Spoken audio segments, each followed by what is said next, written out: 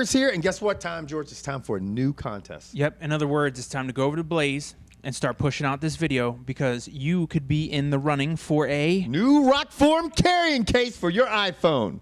Or a phone case. It's not necessarily carrying a case. It doesn't Well, you come know with why? a backpack or anything. You can like put the thing. See, it's a magnet. There goes your mic. That breaks the microphone. What Kevin's alluding to is that the rock form cases, they have a magnet in them, and along with that, they have a nice little chunk taken out of the back. And what that's for is this little guy here. So for you folks out there, much like myself, who can't afford a GPS, but you can just mount it on your car. Exactly, because I don't know where the hell I'm going, but the satellite signal and all that stuff works. So on say the phone. George's shoulder was my dash. I can mount it like this with that little gizmo right there and drive and put in my GPS, and I have a GPS, and I don't have to put and spend a lot of money on a GPS. And let's face it, all of us are trying to do hands-free talking. Dude, all you need to do is tell Siri, that useless woman who lives inside of your iPhone, what you want to do and have her tell you that she's busy. Hence the reason I got rid of mine. But maybe she's not busy if she's inside your rock form case. These rock form cases are state-of-the-art. They're the hottest thing. And trust me, you can drop them from a nice chunk, and they still and we're giving it away for free.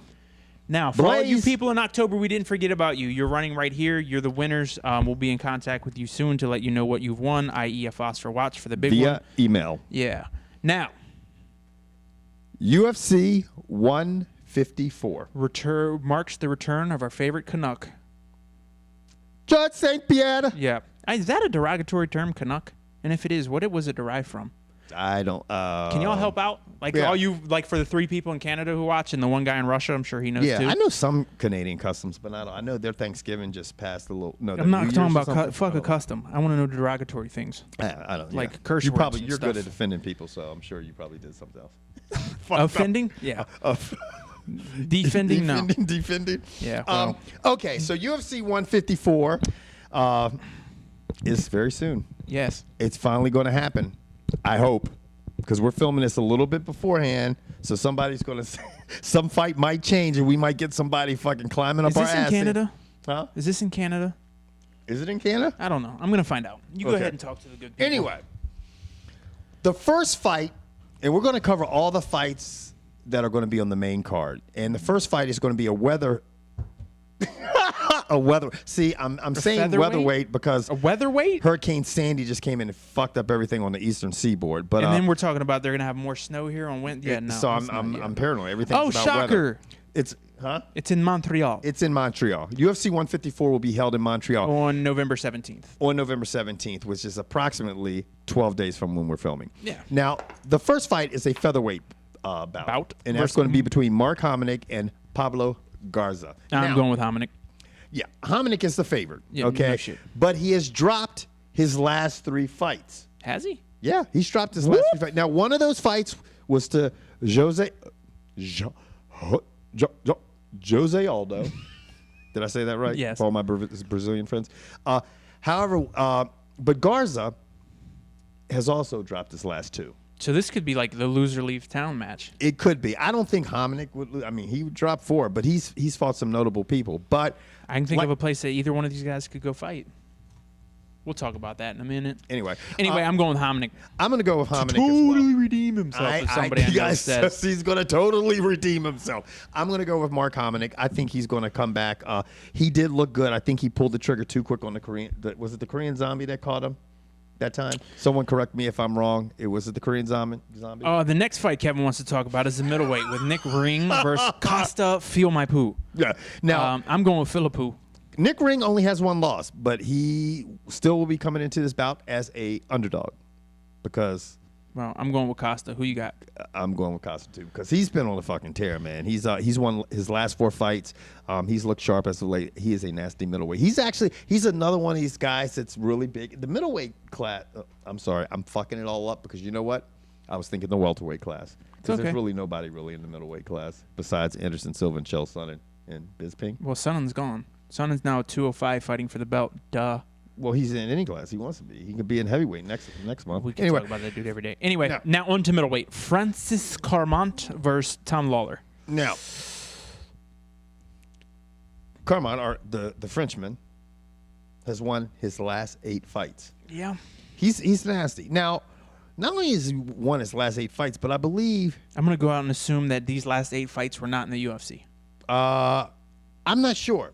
I think he might have had a couple his last recent fights might have been in the UFC, but he's doing it every fucking way. I mean, he's submitting people. Doggy, he has one through a guillotine, one through armbar, Kimura. He's knocked people out, so he's pretty. He's versatile. got a 3-fight UFC win streak, right? So, versus the likes of, So Tom Lawler's going to be an interesting match. So we don't know who it is. Tom Lawler, on the other hand, has been kind of on a roller coaster ride. Yeah. He's been on a roller coaster ride, people. I'm going to go with Carmont. Are you? Yep. I'm going to actually think that the Frenchman's going to get beat. Okay. I'm going to go with Lawler. Oh, good for you. You guys remember you saw that? Yes. Okay. Now, this is the fight I want to see.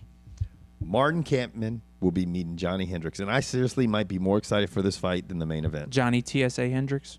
I love that motherfucker. Both of these guys. I mean, and if you guys, obviously that fight is being headlined by GSP is fighting Carlos Condit.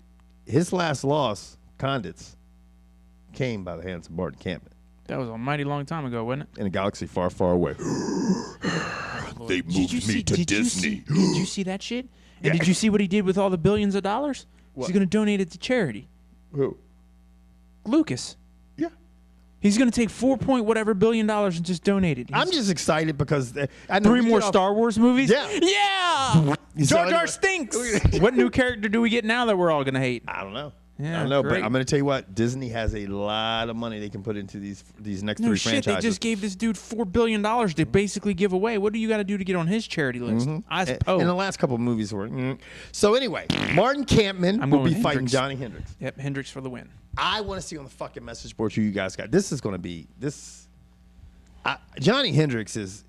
I mean, Martin Kampmann, both of them are nasty. This is going to be fucking. You got to figure both these guys are trying to make a name. Well, not make a name for themselves, but both of them want to be right there in contention for the #1 spot. It's an elimination fight. I mean, basically, whoever wins this will fight the winner of the headliner.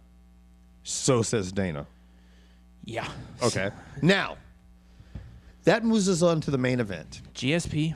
The most popular Carlos UFC interim never defended my interim earth. belt one time Condit. Right. You're the interim champion. You haven't fought in damn sight near a year and a half. And his opponent hasn't fought in 18 months. This could look crusty.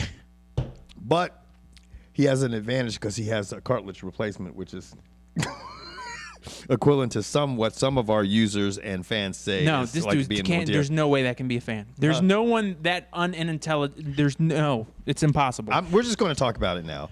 Okay. Y2K Player 92. That's your boy. On George. YouTube. Go ahead and search him. First of all, acknowledge to everybody that Y2K Player 92 is your boy.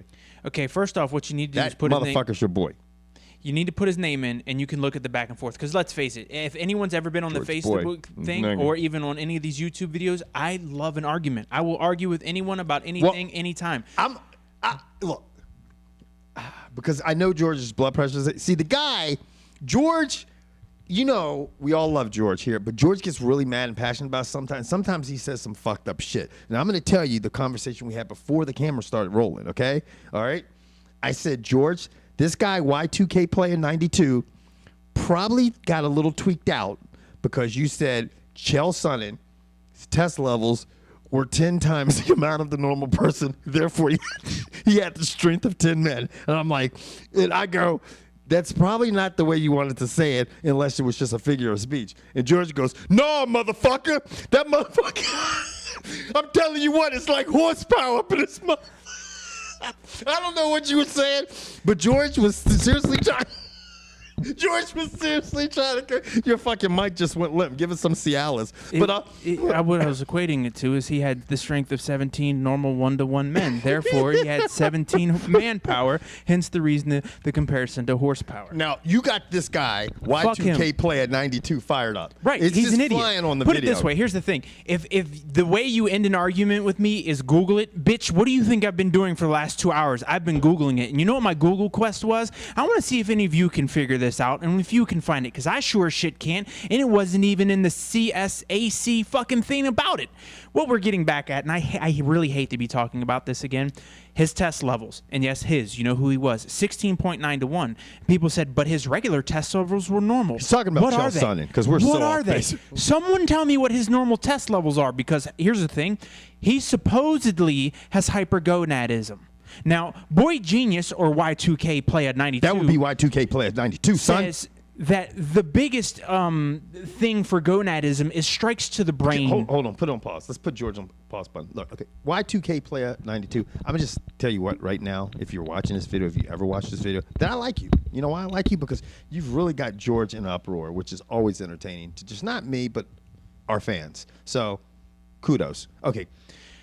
Now, here's the thing, you fucking idiot. You referred to Chael Sonnen as 40-something. No, he's actually 35. And the other thing you said is that he took too many blows to the head. I'm sorry. He's a wrestler! He doesn't get hit in the fucking head because he doesn't fucking stand there and punch! He takes people down and humps the fuck out of them. He's been punched 19 times in 37 fights, you fucktard! So no, I'm willing to bet that his hypergonadism might be just because he's abused testosterone in his previous days, thus preventing his body's natural ability to make testosterone, hence the need for fucking TRT. Well, what the guy was God! It's idiot! He was saying Y2K player's argument was that No, there's no fucking argument. Oh, I'm sorry. He was saying that the number one cause of I can't even say the fucking word now. Hypogonadism. Gonadism is blows to the head, or what was his? Then every prostitute has hypergonadism. Exactly, because they can major cock to their skull. But the problem is I can understand that, and you can say that, but that if you look at the path of any or most MMA fighters, wrestlers, and so many of them use PEDs on the way up at one point or another. Not all of them, you know what I'm saying, but the majority of them. It's just like looking at bodybuilders.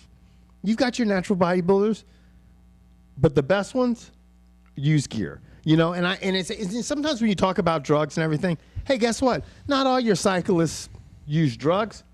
But when you have to give the award to the 17th guy because the first 16 guys have all been busted on drugs, I'd say your sport has an issue. But that's where we digress. Anyway, look, you can go look at it. You can see it. And he even tried to compare that getting your ligaments altered or fixed is up there with TRT. And that's when I lost my shit. That's the dumbest shit I've ever read. His argument was, and you know what, he was saying, if you get surgery, well, I mean, the problem is and nowadays with surgery, you get surgery to fix shit that's broken. No one goes under the knife just to get. The only people I've seen do that are baseball players who go in and get the LASIK surgery to try to make their vision better. Yeah, and I mean, it's that way you say, oh, Tiger Woods is cheating because he got LASIK. I mean, it's ridiculous. I mean, the bottom line is that the bottom line is who's winning, GSP or Carlos Condit?